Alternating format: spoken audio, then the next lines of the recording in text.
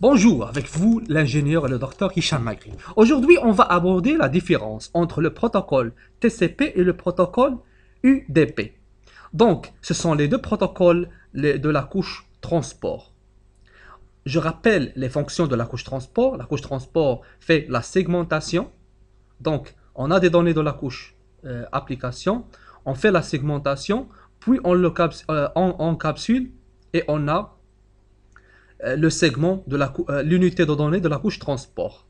Donc, la couche transport fait la segmentation, la reconstitution de messages à la réception et l'identification des applications à travers un numéro de port.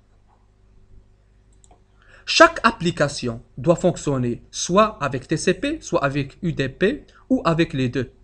Par exemple, DNS fonctionne avec TCP et UDP comme de protocole de la couche transport.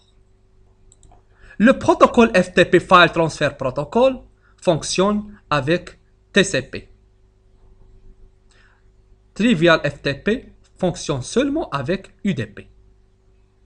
Alors, quelle est la différence entre UDP et TCP? UDP n'établit pas de connexion avant l'envoi des données. Donc, il n'établit pas, il ne pose pas la question pour le destinataire. Est-ce que vous êtes là? Est-ce que vous voulez recevoir des données? Donc, il ne fait pas de contrôle de flux. Donc, pour cela, il est rapide. Il est non fiable parce que cette,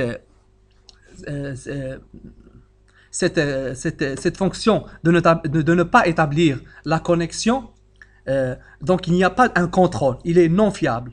Mais il est rapide parce qu'il n'y a pas d'établissement de connexion avant l'envoi de données. Le protocole TCP fait le contrôle de flux, il a un accusé de réception, il est fiable et il établit la connexion avant l'envoi de données. Donc, par exemple, si on veut utiliser le protocole MCSMTP comme protocole de la couche application, rappelle que SMTP Simple Mail Transfer Protocol, donc les emails, on doit les recevoir 100%. Donc, on doit avoir un contrôle de flux et on doit avoir un accusé de réception. Donc, les protocoles, par exemple, des emails, ils travaillent avec TCP seulement.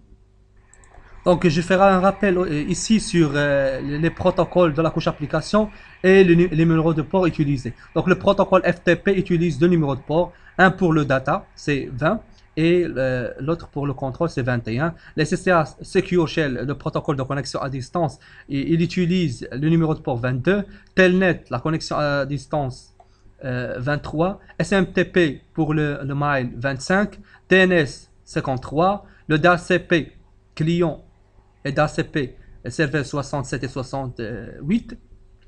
Le TFTP, le Trivial FTP, il utilise le numéro de port 69. Le HTTP Hypertext Transfer Protocol, c'est un protocole de l'échange des pages HTML 80. Le POP3, Post Office Post des emails, la réception qui offre le service des emails, la réception des emails, c'est 110. Le protocole NTP qui offre le timing, c'est le service de temps pour le réseau, 123, etc. Et merci. Donc vous devez bien sûr apprendre ces numéros de port parce qu'il y a trop de questions qui se posent au niveau des certifications à propos de ce numéro de port. Aussi pour des configurations de ces protocoles sous Linux, vous devez les apprendre bien sûr. Merci beaucoup pour votre attention.